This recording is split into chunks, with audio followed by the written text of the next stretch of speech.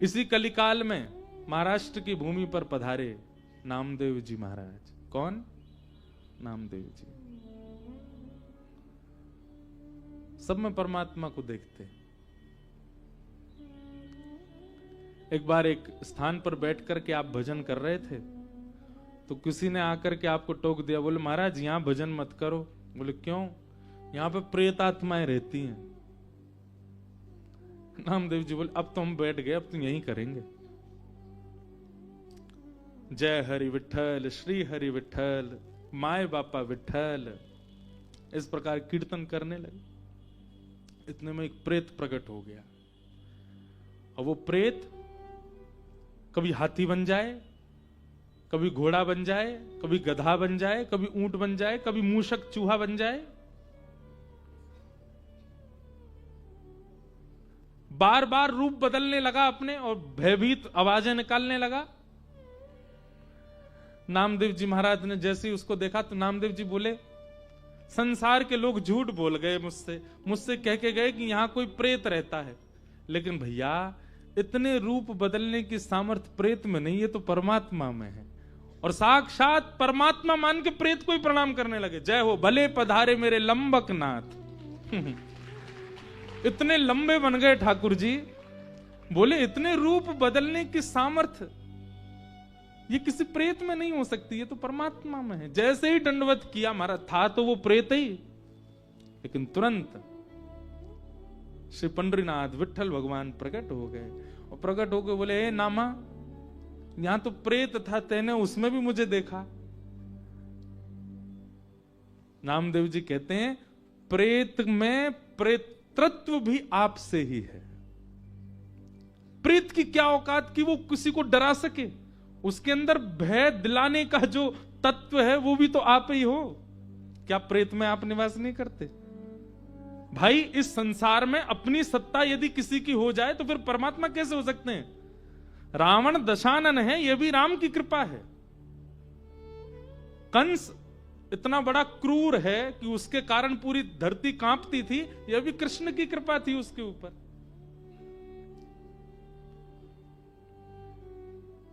किसी का अपना अस्तित्व नहीं हो सकता। प्रेत में पितृत्व भी आपकी वजह से ठाकुर जी। यदि आप नहीं होते तो वो कैसे डराता सबको?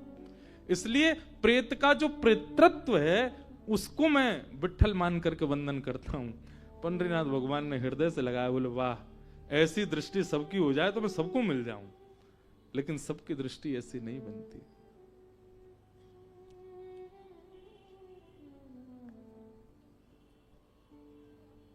मैं नहीं, मेरा नहीं।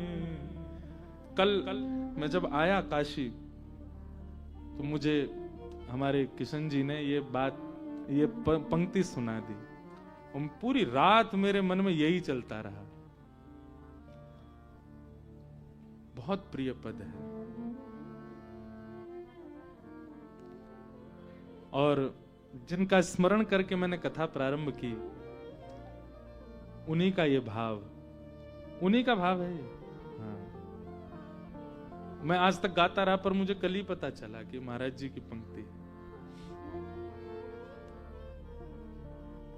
कितना सुंदर भाव है। मैं नहीं, मेरा नहीं, यह तन किसी का है दिया। मैं नहीं, मेरा नहीं, सब लोग गाओ। किसी का है दिया। मैं नहीं, मेरा नहीं, यह तन किसी का है दिया।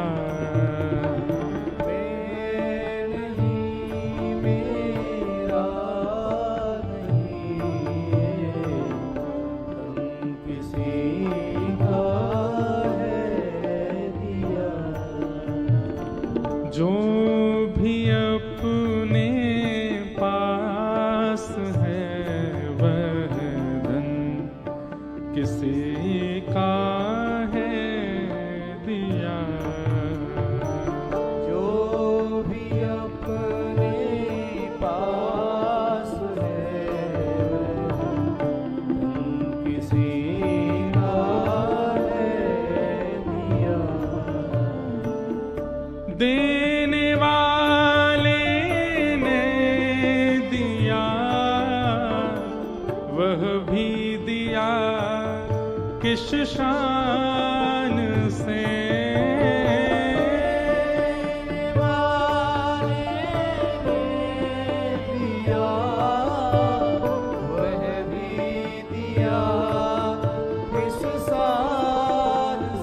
हमारी शिकायतें कभी खत्म नहीं होती ठाकुर जी से, पर ठाकुर जी ने हमको तन देने में तनिक भी कोई चूक नहीं की। देखने के लिए संसार को नेत्र दिए, सुनने के लिए कान दिए, नाक दी, जीव दी।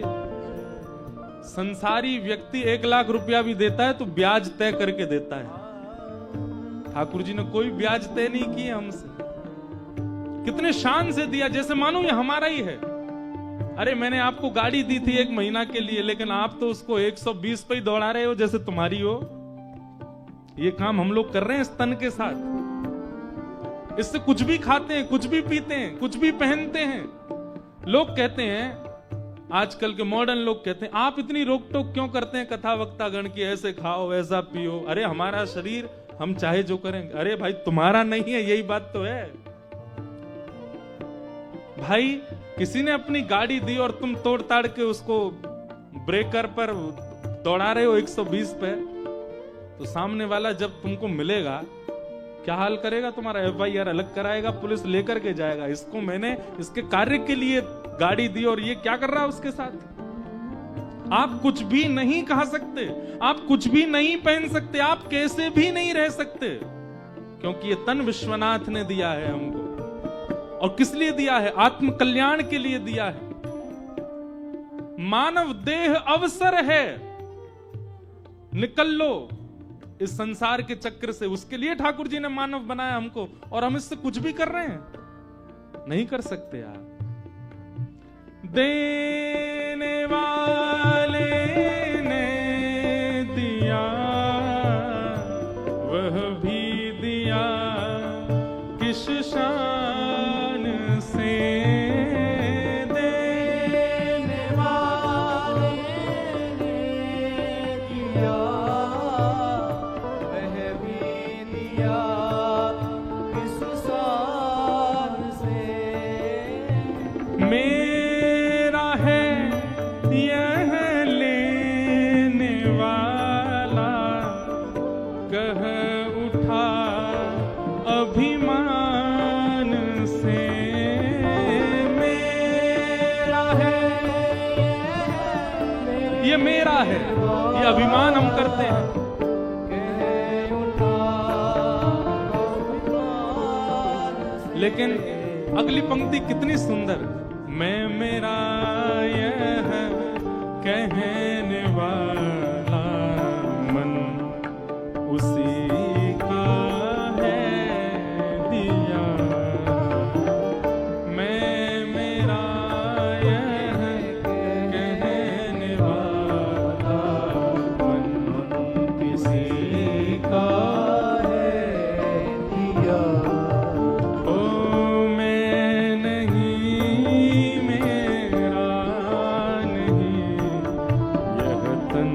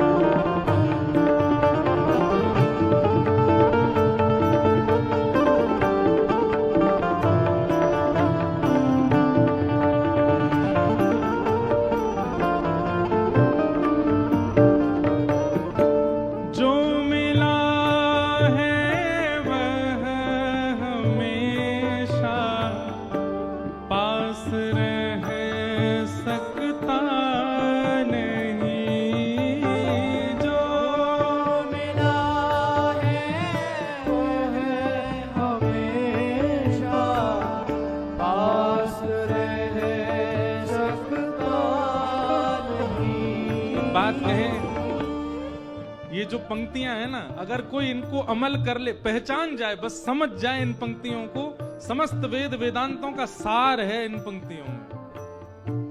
जो मिला है वह हमेशा पास रह सकता नहीं। जो मिला है वह हमेशा पास रह सकता नहीं। हर कुछ, चाहे वो कोई संबंध हो, चाहे आपकी कोई प्रिय वस्तु हो, चाहे धन हो, चाहे बहुत नाम हो, यश कीर्ति वैभव हो, एक बात याद रखिएगा, कुछ भी पास आया है तो इस संसार का नियम है बिछड़ने के लिए ही आया है। आपको अति सुख मिल रहा है किसी वस्तु से तो वह अति दुख देने के लिए ही आया है। इस संसार का नियम है ये।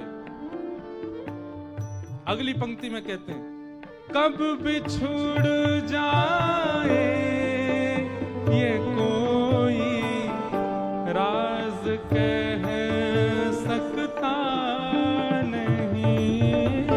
कब बिछुड़ जाए कोई राज कह सकता नहीं। जिंदगानी का खिला मधुवन किसी का है दिया। जिंदगानी का खिला मधुवन किसी का है दिया। मैं नहीं, मेरा नहीं, यह धन किसी का है दिया। मैं नहीं, मेरा नहीं, धन किसी का है दिया। और अंतिम पंक्ति सबसे श्रेष्ठ, तीन काम यदि आपके जीवन में है तो आप अपना आत्म कल्याण कर रहे हैं। क्या?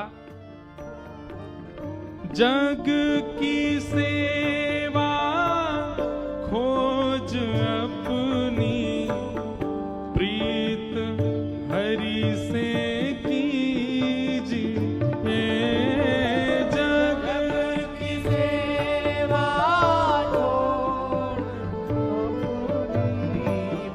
आद्य गुरु शंकराचार्य कहते हैं, हरि से कीजिए। रोज खुद से पूछा कीजिए आप क्यों आए हो इस संसार में? केवल ब्याह करने के लिए, केवल वंशवर्धन के लिए, केवल धन कमाने के लिए, खाने पीने सोने हंसने रोने उठने बैठने के लिए, इसी के लिए मेरा जन्म हुआ?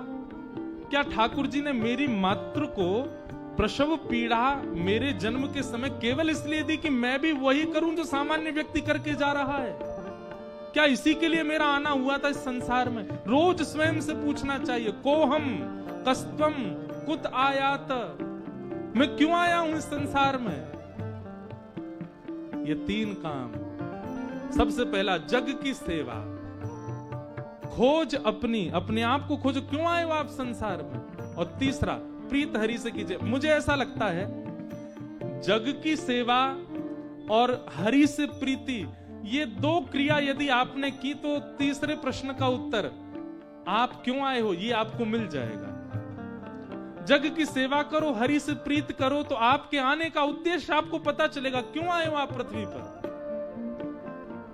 एक बात लिख लीजिएगा, इस संसार में एक भी व्यक्ति अकारण नहीं आया है, कोई कारण तो है उसके आने का। जग की सेवा खोज अपनी प्रीत हरि से कीजिए। जग की सेवा खोज अपनी प्रीत हरि से कीजिए।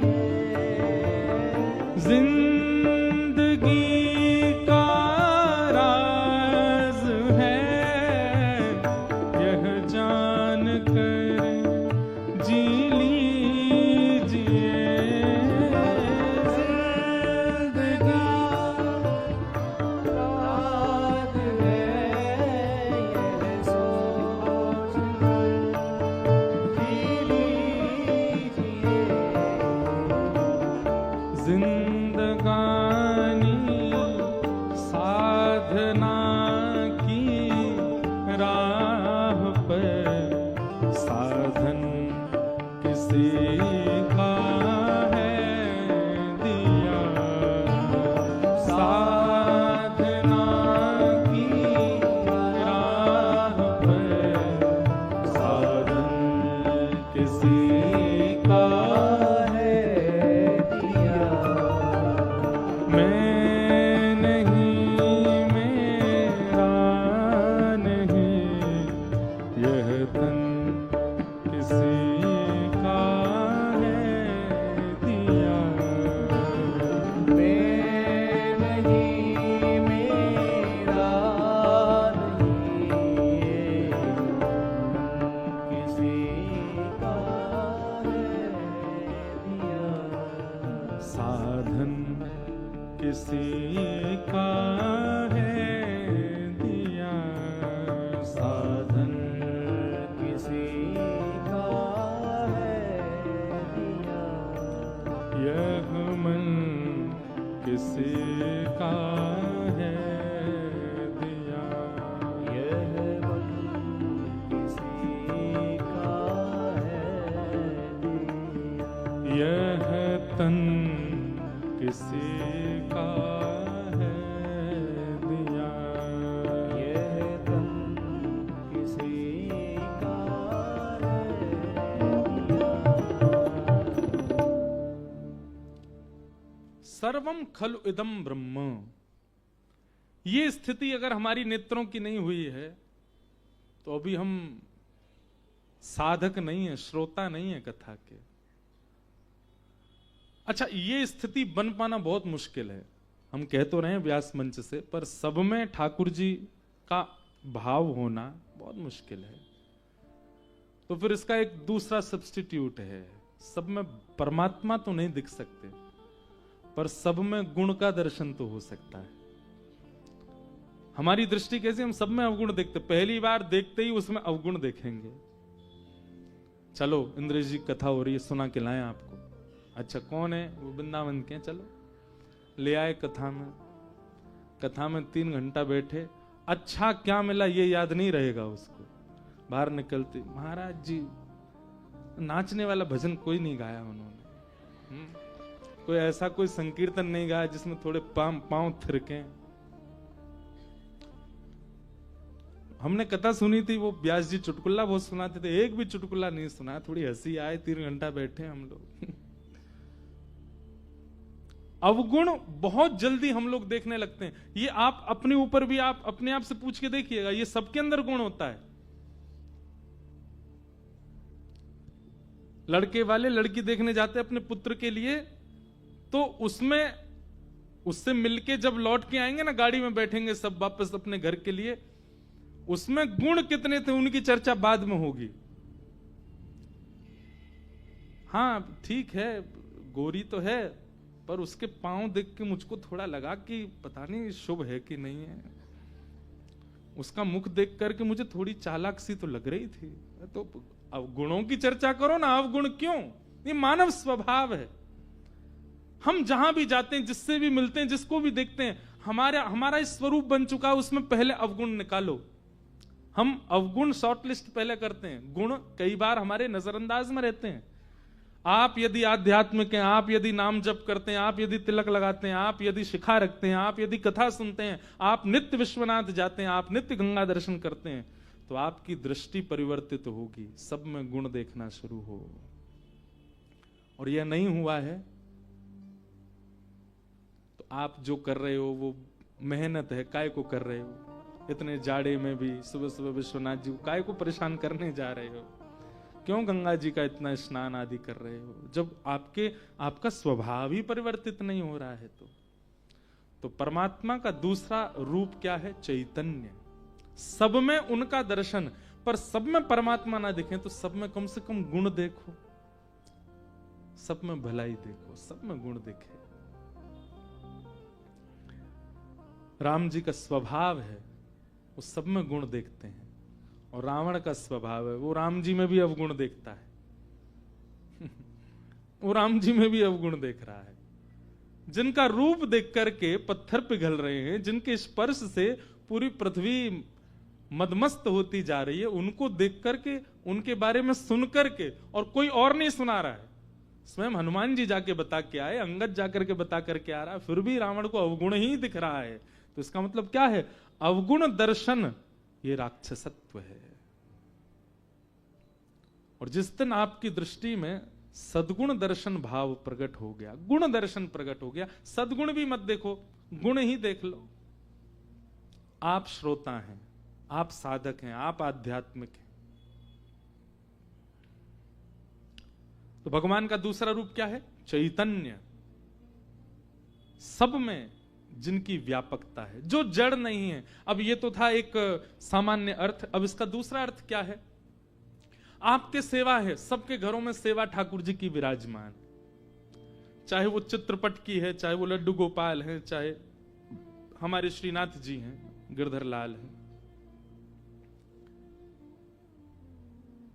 सेवा उसी दिन आपकी श्रेष्ठ होने लग जाएगी जिस दिन आप उनके जड़ भाव को दूर कर दोगे। उनके प्रति आपकी जड़ की स्थिति जिस दिन समाप्त हो जाएगी, उसी दिन आपकी सेवा प्रकट हो जाएगी, सेवा आप करने लग जाओगे।